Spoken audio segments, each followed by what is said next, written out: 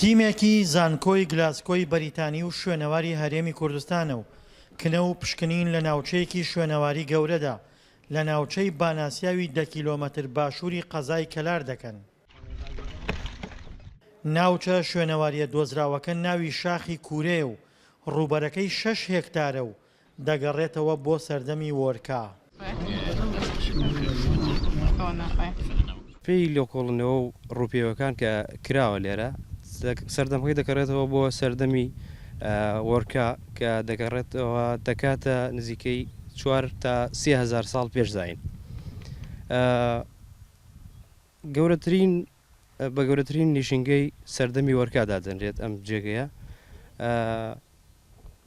ئەو پارچانەشی دۆزراوەتەوە تا ئێستا لێرە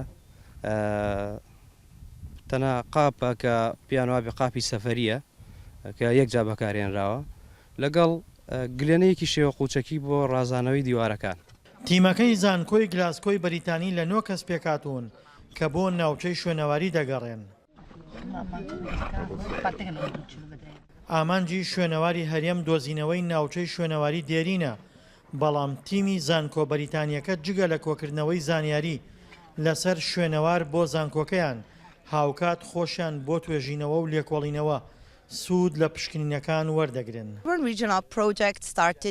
پرۆژەی ناوچەی سیروان لە 2013ەوە دەستی پێکردووە بە مەبەستی تێگەشتن لەوەی چۆن کۆمەڵگاکان لەگەڵم خاکە کە سیروانە ئاوێتە بوون. ناوچەیەکی زۆر گرنگە کە خاکی کوردانە چونکە ڕووباری سیروان لە ڕووی ئیکۆلۆژیەوە خاکێکی زۆر دەوڵەمەندە.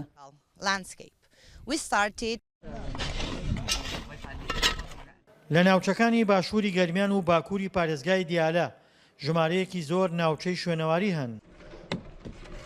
هێشتا پشکنینەکان لە قۆناغی سەرەتادان و ژمارەیەکی زۆر لەو شوێنەوارانە نەدۆزراونەتەوە. ئەم شوێنە لە ساڵی 2010 بۆ یەکەم جار لەلایەن شوێنەواری گەرمیانەوە تۆمار کراوە و ئێستا لەگەڵ زانکۆی بریتانی زانکۆی گلاسکۆی بریتانی ئێستا کاری تیا دەکرێت.